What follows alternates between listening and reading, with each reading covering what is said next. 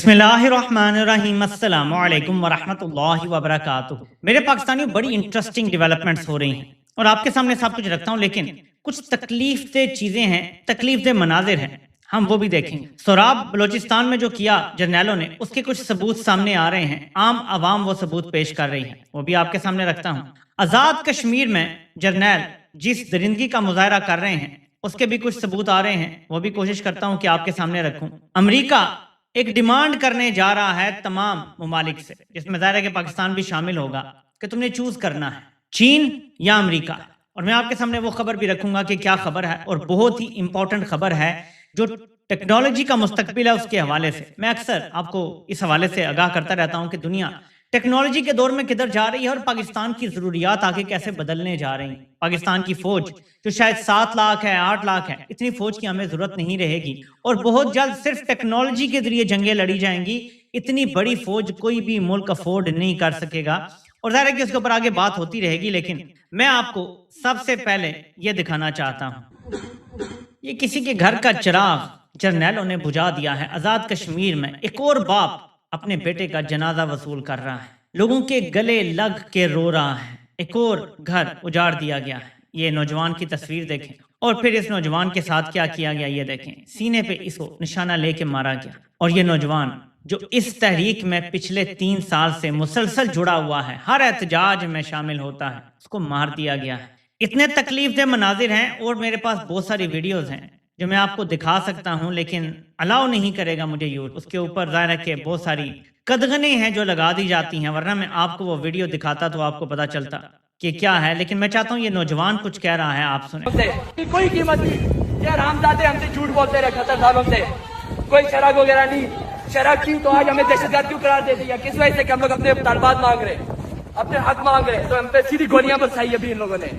आज़ाद कश्मीर का नौजवान गालियां दे रहा है, वो कह रहा है कि हमसे झूठ बोल रहे हैं, हम अपना हक मांग रहे हैं, यहाँ पे सीधी गोलियां चला रहे हैं। कभी एक नौजवान को मार देते हैं, कभी दूसरे को मार देते हैं, कभी तीसरे को, और हर घर में इस तरह जनाजे पहुंच रहे हैं। ये वो कांटों की फसल बोई जा रही है। मेरा सीना छलनी है ये देख के मनाजिर, क्योंकि मैंने बहुत ज्यादा वीडियोस देखी। मैंने अवामी एक्शन कमेटी की क़यादत के कुछ बयानात भी सुने हैं, उनके भी रवैये सख्त होते जा रहे हैं। वो कह रहे हैं कि तुम होते कौन हो, हम अपनी धरती पे, अपनी सरजमीन पे अपना हक मांग रहे हैं, तुम होते कौन हो हम पे गोलियां बरसाने वाले। और फिर वो कहते हैं कि श्रीनगर, मकबूजा कश्मीर श्रीनगर में 6 ऐसे अस्पताल हैं, सिर्फ एक श्रीनगर में, जो पाकिस्तान के टॉप अस्पतालों से मैच करते हैं, इस्लामाबाद के टॉप अस्पतालों से बेहतर है। वो कहते हैं जब हम आज़ाद कश्मीर में ये मांगते हैं तो हमें दहशतगर्द और मुल्क दुश्मन करार दे दिया जाता है कि हमें इस क्वालिटी की सेहत की सहूलियात दे दो। देखें, अगर ये सवाल आज़ाद कश्मीर में उठना शुरू हो जाए कि मकबूजा कश्मीर में भारत ज्यादा हकूक दे रहा है मकबूजा वादी में, तो ये कितना बुरा बयानिया है पाकिस्तान के लिए, और पाकिस्तान का मुकदमा इससे कितना कमजोर होता है। ये वो तकलीफ दे मनाजिर हैं तो मेरा सीना छलनी कर रहे हैं। लेकिन बात यहाँ खत्म नहीं होती, तकलीफ दे मनाजिर इस मुल्क में बढ़ते जा रहे हैं। मैं ये क्लिप आपको सिर्फ दिखा रहा हूँ, इसको थोड़ा सा हम जूम कर लेते हैं ताकि आप देखें। ये मेरे पाकिस्तानियों बलूचिस्तान में सोराब के मकाम पे जो जर्नैलों ने गोला बारी की है, उस हवाले से आप ये देखें। ये जो वहाँ पे मारे गए हैं, हथियार इस्तेमाल किए गए हैं, लोग उनके पुर्जे दिखा रहे हैं, क्लोज अप भी हैं कि किस तरीके से जो भी मिसाइल या गोला मारा गया है उसका ये मेटल आप देखें। ये अगर कोई कहता है कि हमला नहीं किया गया, फजाई बमबारी नहीं की गई, तो आपको यहीं से समझ जाना चाहिए। ये देखें, इतना बड़ा पीस ये किसी नॉर्मल मॉर्टर गोले का हो सकता है? सवाल ही पैदा नहीं होता। और लोगों ने बिल्कुल वाजे कर दिया है, दिखा के वो पूरा एरिया जहाँ पे बमबारियां ये कर रहे हैं। ये देखें, ये देखें, ये आपको पीस पूरा नजर आ रहा है। ये देखें, ये करीब से और भी दिखा रहे हैं आपको। ये देखें, तो लोग जो हैं वो खुद जाके आपको जो है वो हर चीज, ये देखें, ये पीस देखें, ये देखें कितना बड़ा पीस। ये आपको नजर आएगा कि पाकिस्तान की अपनी फौज मुबैना तौर पे फजाई गोला बारी कर रही है अपने मुल्क के अंदर। अब वजह समझें कि क्यों इमरान खान किसी तरह ना आलमी कुव्वतों को कबूल है ना इनको। इमरान खान के पूरे दौर में एक ड्रोन हमला नहीं हुआ, अमेरिका की जुर्रत नहीं हुई करने की, तो क्या अपनी फौज की जरूरत होती हमला करने की? नहीं हो सकती। इमरान खान बाहर होगा तो इस मुल्क में अमन आएगा। अमन, कौन सी कुव्वतें हैं जिन्हें अमन कबूल नहीं है इस मुल्क में? ये मुझे आपको बताने की जरूरत नहीं है। अरसे से एक चीज जो है वो मैं आपके गोश गुजार करता चला आ रहा हूँ कि मेरे पाकिस्तानी इमरान खान को बड़े सोचे समझे मंसूबे के तहत एक खास वक्त पे जेल में डाल दिया गया, क्योंकि उसके बाद बहुत सारे ऐसे काम होने थे जो पाकिस्तान के खिलाफ जाने थे, اور اب ہر بندہ وہ کام ہوتے ہوئے اپنے سامنے دیکھ رہا ہے، پھر وہ بلوچستان میں لگنے والی آگ ہو، پھر وہ آزاد کشمیر میں لگنے والی آگ ہو، یا باقی پورے ملک کے جو حالات ہیں۔ ایسے میں جرنیلوں کے تو مزے لگے ہوئے ہیں، تو انہیں کیا فکر ہے، آ رہے ہیں اور سجدے کر رہے ہیں وقت کے فرعون کو، سابقہ فرعون۔ اکثر لوگ تعریفیں کیا کرتے تھے کہ جی جنرل کیانی نا بڑا اچھا، اس کی فوج میں عزت، بڑا اصولی بندہ تھا۔ اور میں ہمیشہ ایک بات کہتا ہوں کہ جو قاضی تھا نا، وہ جنرل کیانی کا پروجیکٹ تھا، اور جتنا نقصان پاکستان کو قاضی پہنچا گیا ہے، پچھلے سارے ڈکٹیٹر مل کے بھی نہیں پہنچا سکے۔ جو وہ کر گیا ہے، جس طرح عدلیہ کو اس نے مکمل ختم کر دیا، 26ویں 87 ترمیم کروا گیا، اور جس طریقے سے سارے نظام کو بٹھا گیا، وہ اگر وہ سہولت کاری نہ کرتا تو جرنیلوں کے لیے اتنا ایزی نہیں تھا۔ بندیال کے دور میں کچھ نہ کچھ تو آپ کو رکاوٹ نظر آئی تھی نا، قاضی وہ رکاوٹیں ختم کر گیا۔ اور یہ دیکھیں، یہ سابقہ جو فرعون ہے، جی رئیس شریف بڑا اصولی بندہ تھا، شہداء کا وارث ہے، اس کے بھائی جو ہیں وہ انہیں نشان حیدر ملا تھا، وہ بھی ایک نوکری کے پیچھے 10 سال سے خوار ہو رہا۔ جب فلسطینیوں کی نسل کشی ہو رہی تھی تو یاد رکھیں کہ اس سے سوال ہوگا، اور انشاءاللہ ہوگا قیامت والے دن، کہ تم اسلامی فوج کے سربراہ بنے بیٹھے تھے تو تم نے کیا کیا؟ جب کسی بستی کی عورتیں اور بچے پکار رہے تھے کہ یہاں کے لوگ ہم پہ ظلم کر رہے ہیں، ہمیں گھروں سے نکال رہے ہیں، ہمیں مار رہے ہیں، تو تم نے کیا کیا تھا؟ یہ سوال ہوگا۔ تو یہ سارے فرعون ہیں، ان سب کا ایک ہی قبلہ ہے، طاقت اور پیسہ۔ یہ اکٹھا آتا ہے، طاقت اور پیسہ اکٹھا آتا ہے، ان سب کا قبلہ سیم ہے۔ لیکن میرے پاکستانیوں، میں آپ کو بتاتا ہوں کہ حالات کس طرف جا رہے ہیں۔ سیٹھی صاحب نے جو دعویٰ کیا، میں اس پہ بات نہیں کروں گا، اس پہ باتیں بہت زیادہ ہو چکی کہ عمران خان کے ساتھ شاید کوئی بات طے کرنی پڑے گی، کیونکہ 28ویں ترمیم یہ چاہتے ہیں یونانیمسلی پاس ہو، کیونکہ صوبوں کا مسئلہ ہے، کنسنسس ہونا چاہیے۔ اس پہ بادشاہ بھی کر رہے ہیں، میں بھی کر رہا ہوں۔ لیکن اس کے جواب میں منہ نے کچھ دعویٰ کیا۔ منا جو کسی زمانے میں سیٹھی صاحب کا بغل بچہ ہوا کرتا تھا اور یہ پروگرام بیٹھ کے کیا کرتا، وہ منا اب کہتا ہے کہ سیٹھی صاحب کی جو چڑیا ہے نا، اس کی پہنچ اب وہاں تک نہیں ہے، اس کے پر کاٹ دیے گئے ہیں۔ سیٹھی صاحب کی چڑیا کے پر کاٹ دیے گئے ہیں، اس کی پہنچ اب وہاں تک نہیں ہے۔ وہ کہتا ہے میں آپ کو بتاتا ہوں، اب یہ آپ نے غور سے سننا۔ منا کہتا ہے کہ موجودہ جو حکومت ہے، دو باتیں اس نے کی۔ پہلے یہ کہ فوج عمران خان کے ساتھ نہیں تھی۔ آپ غلط کہتے ہیں کہ ہمارے ساتھ سیم پیج تھا۔ فواد چودھری نے کہیں کوئی دعویٰ کیا نا کہ ہمارا تو فوج کے ساتھ بڑا زبردست 3 سال تک چلتا رہا، سیم پیج تھا سب کچھ، کوئی انہوں نے اس طرح کی بات کی، تو منا کہتا ہے آپ کے ساتھ سیم پیج نہیں تھا، آپ کو کووڈ بچا گیا، کرونا اگر نہ آتا تو آپ فرق تھے۔ بلکہ باجوہ صاحب بلا کے بیسیکلی اس نے یہ اعتراف کیا کہ اس کو بلا کے باجوہ کہتا تھا کہ یہ نکمے ہیں، یہ ایسے ہی ہیں، نااہل ہیں، اور اس طرح کی باتیں کرتا تھا۔ تو ایک تو میں یہ کہوں گا کہ میری وہ بات کہ فوج نے کبھی عمران خان کا ساتھ نہیں دیا، وہ اب منا خود گواہی بھی دے رہا ہے اور ظاہر جرنیلوں کی مرضی سے دے رہا ہے، ٹھیک ہے۔ یہ بات ثابت ہوگی ایک دن کہ فوج نے کبھی ایک دن کے لیے بھی عمران خان کا ساتھ نہیں دیا۔ اگر کوئی مجھ سے مناظرہ کر لے تو اسی دن ثابت ہو جائے گی۔ لیکن منا آگے بڑھ کے کچھ بہت بڑی بات کرتا ہے، اور وہ کہتا ہے کہ سیٹھی صاحب کی چڑیا کے پر کاٹ دیے گئے ہیں، ان کو خبر نہیں ہے۔ میں آپ کو بتاتا ہوں کہ جو وہ لوگ ہیں نا مطلب وہی کہ فوج کے جو کرتا دھرتا بیٹھے ہوئے ہیں، بے شک وہ نام لیتا ہے میر جعفر کا یا نہیں لیتا، اس کو چھوڑیں، اس کا مطلب وہی ہوتا ہے۔ وہ یہ کہتے ہیں جی کہ یہ تو بات ہی نہیں ہے سیم پیج والی، شہباز شریف سلیبس پہ چل رہے ہیں، ہم جو انہیں کہتے ہیں وہ کر دیتے ہیں، تو اس میں صفحہ پھٹنے والی تو بات ہی نہیں ہے، اس میں کوئی دور ہٹنے والی بات ہی نہیں ہے۔ لیکن اینڈ میں وہ ایک بات کر جاتا کہ جی پی ٹی آئی کے ساتھ تو رفتہ یا جو بھی وہ فواد چودھری کہتے ہیں کہ ہمارے ساتھ آہستہ آہستہ یہ ہوا، پھر وہ منا کہتا ہے 2021 میں آپ کے حالات زیادہ خراب ہو گئے تھے، اور کرتے کرتے بات یہاں تک آئی۔ لیکن اس حکومت کے ساتھ جب حالات خراب ہوں گے تو ایک دم دھماکہ ہوگا اور سب کچھ لپیٹ دیا جائے۔ یہ ہے اصل خبر۔ اب سیٹھی کے پر کترے گئے ہیں یا نہیں، لیکن اب آپ نے سہیل وڑائچ کی باتیں جو وہ پچھلے 2 مہینے سے کر رہے ہیں، سیٹھی صاحب کی باتیں، پھر سیٹھی صاحب کا اشارہ دینا کہ عمران خان کا جو کیس ابھی سپریم کورٹ میں لگا ہے وہ ایسے ججز کے سامنے لگا ہے جو ریزنبلی انڈیپینڈنٹ سمجھے جاتے ہیں۔ خاص طور پہ میں جسٹس شاہد وحید کا کہوں گا کہ وہ تو اس ججوں کے گروپ کا حصہ تھے جنہوں نے عمر عطا بندیال کے ہاتھ مضبوط کرنے کی کوشش کی تھی جب وہ کھڑے ہو گئے تھے فوج کے خلاف۔ تو جیسے شاہد وحید ون آف دوز ججز جو رائٹ سائڈ آف ہسٹری کھڑے ہوئے تھے، وہ بھی اس بینچ کا حصہ ہیں، بلکہ اس بینچ کی سربراہی وہی کر رہے ہیں۔ انہوں نے مستقبل میں چیف جسٹس بننا تھا، جسٹس عائشہ ملک کے بعد، لیکن ان کا راستہ بھی بند کر دیا گیا ہے۔ تو یہ کہہ رہے ہیں جی کہ کیس کیونکہ ایسے ججز کے پاس لگا ہے تو آفر یہی ہے عمران خان، کیونکہ ہمیشہ کہتے ہیں کہ میں کبھی رہا ہوں گا تو ججز کے فیصلوں سے ہوں گا، فری اینڈ فیئر طریقے سے ہوں گا، میں نے ڈیل کر کے باہر نہیں آنا۔ تو سیٹھی صاحب نے اس طرف اشارہ کیا۔ منا کہتا ہے جی کہ جو میر جعفر ہے نا، اس کی کتاب میں معافی شافی ہے ہی نہیں، اور وہ عمران خان یا پی ٹی آئی کسی قسم کی بات چیت کا سوچ بھی نہیں رہے، وہ اس طرف آ ہی نہیں رہے۔ لیکن اس حکومت کے حوالے سے اگر کچھ ہوگا تو ایک دم دھماکہ ہو جائے گا۔ اب یہ ساری چیزیں مل ایک دم دھماکہ ہوگا، اور آگے وہ کہتا ہے کہ سب کچھ الٹ پلٹ دیا جائے گا۔ مینز وہی بات جو میں کہہ رہا ہوں کہ جرنیل گھما پھرا کے اس نظام کو فیل کر کے، سیاستدانوں کے ہاتھوں اس نظام کو برباد کروا کے، اور پھر کہیں گے جی سیاستدان سب کی چھٹی، اب ہم ایک زبردست شاندار نظام لے کر آ رہے ہیں، اور یہ ان کا منصوبہ آج کا نہیں ہے۔ 2007-8 میں جب مشرف کے جانے کا وقت ہوا تو فوج نے بیٹھ کے یہ پلان بنایا کہ ہم سیاستدانوں کو ناکام کریں گے اگلے 8-10 سال 15 साल जितना भी कर लें, और उसके बाद हम मुकम्मल टेक ओवर करेंगे एक निज़ाम के नाम पे, और उसमें फिर हम डायरेक्ट ये मुल्क चलाएंगे, लेकिन ऐसे तरीके से कि मार्शल लॉ भी ना लगे, सब कुछ आईनी और कानूनी हो।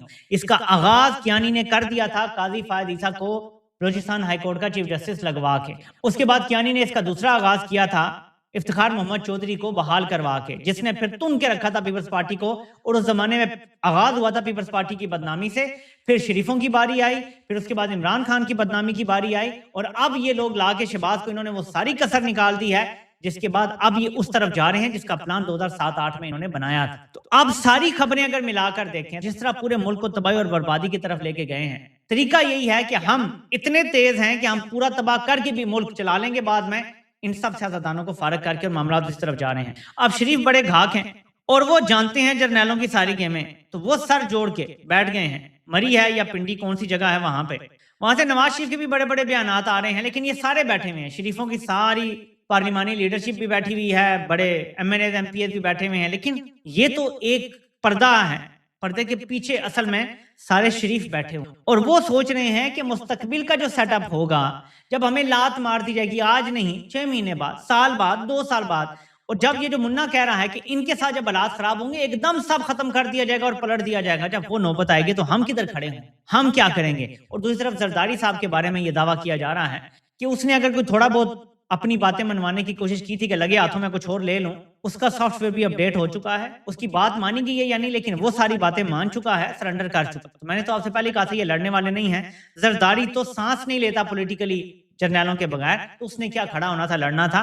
सिर्फ आने वाले दिन हमें ये बताएंगे कि जर्नैल कितनी जल्दी वो वाला निजाम लाने के बारे में सोच रहे हैं। ये सिर्फ टाइम की गेम रह गई, पहले सूबे, फिर अगली तरमीम में अगला इलेक्शन, क्या उसकी तरमीम में डाला जाएगा कि अगला इलेक्शन होगा निज़ाम की तब्दीली के नाम पे, सदारती निज़ाम लाने का मैंडेट लिया जाएगा, क्योंकि यही है ना कि अगर आपने निज़ाम बदलना है तो आपको इलेक्शन ही में अपने मंशूर में वो देना पड़ेगा। इलेक्शन होगा ही है कि हमने इस आइन को और पूरी स्कीम को बदलना है, और उस पर अगर आप इलेक्शन जीतते हैं तो फिर या फिर ये जो सारा नया निज़ाम है इसके लिए एक रेफरेंडम करवा ले जाए। और रेफरेंडम क्या है, वो फॉर्म 47 पे वज़ीर-ए-आज़म सदर लगा सकते हैं, उनके लिए फॉर्म 47 का रेफरेंडम क्या मुश्किल है, वो कुछ भी करवा लेंगे। हालात उसी तरफ जा रहे हैं, और मैं अब आपको बताता हूं कि पाकिस्तान के लिए एक नई मुश्किल आने वाली है। हमारे पास क़यादत कोई है नहीं, और ऐसे में अमेरिका आपसे कुछ मांगने जा रहा है। अमेरिका तमाम इत्तेहादियों से ये कहने जा रहा है कि ये जो आपने आर्टिफिशियल इंटेलिजेंस का सिस्टम इस्तेमाल करना है, आप सिर्फ और सिर्फ अमेरिकी सिस्टम इस्तेमाल करें, आप चाइनीज सिस्टम इस्तेमाल नहीं करेंगे, आप 2 कश्तियों के सवार नहीं हो सकते। और आगे मुस्तकबिल सारा AI का है, वो फिर वॉरफेयर हो, वो फिर इंडस्ट्री हो, ज़राअत हो, इवन गवर्नेंस हो, हर चीज AI के जरिए चले। मैं आपको इसकी एक सिंपल मिसाल देता हूं कि मैंने खुद अपने लिए एक AI एजेंट बनाया है कि जब मैं वीडियो करता हूं तो उसके बाद मैं उसे सिर्फ एक कमांड देता हूं। मेरा अपना एजेंट है, मेरे अपने सिस्टम पर है, और वो मेरी वीडियो को डाउनलोड करता है, खुद उसके कैप्शन तैयार करता है, उसमें से खुद 4 से 5 क्लिप बनाता है, देख के कि कौन सी बात मैंने खास की और कौन कौन से 5 टॉप के पॉइंट्स हैं, उनकी खुद काट के वीडियो बनाता है, उसके अंदर जो साइलेंस है वो काट देता है, उसकी स्पीड थोड़ी तेज कर देता है, और ऑटोमेटिकली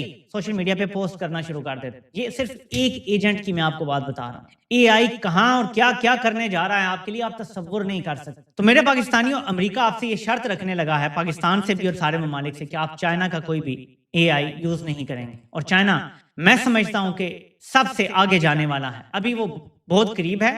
फ्रंटियर जितनी भी अमेरिका की कंपनियां हैं उनके बहुत करीब पहुंच चुका है चाइना, और सस्ता बहुत ज्यादा है compare to the US company, और बहुत जल्द वो अमेरिका से आगे निकल जाएगा। अब आप टॉप फ्रंटियर इंटेलिजेंस जो चाइना हासिल करने जा रहा है बहुत जल्द, वो छोड़ के अमेरिका की यूज करने पे मजबूर होंगे, तो आप खुद सोचें, फिर आप ना अपने वेपन सिस्टम में चाइनीज AI यूज कर सकेंगे, अमेरिका आप पे पाबंदियां लगाएगा, तो आपने इसका क्या तोड़ सोचा। आप तो अमेरिकी कश्ती में बैठे हैं, जबकि चाइना आपको वही चीजें सस्ते में दे सकता है, आला क्वालिटी के साथ दे सकते। तो मेरे पाकिस्तानियों, ये है आने वाली दुनिया, और इसमें अब आपको फैसले करने पड़े। और पाकिस्तान को जितनी मजबूत क़यादत की जरूरत अब है, पहले कभी नहीं थी। लेकिन यहाँ हुक्मरानों के लल्ले तलल्ले खत्म नहीं हो रहे, इनकी अपनी अयाशियां खत्म नहीं हो रही, और इनके अपने दिखावे खत्म नहीं हो रहे, जबकि दुनिया कहाँ से कहाँ जा रही है। मैं आपको बताऊं कि एक मिसाल मैं आपको देता हूँ कि मेरा AI एजेंट इतना समझदार हो गया है, सीख कर ही, कि मैंने आज उसे सिर्फ एक जुमला बोला कि फलां की चिड़िया ने या फलां की चिड़िया के पर काट दिए गए हैं। मैं अपना थंबनेल लिख रहा था, तो वो मेरा AI रीड करता है उसको जो मैं लिखता हूँ, तो उसने खुद ही लिखा कि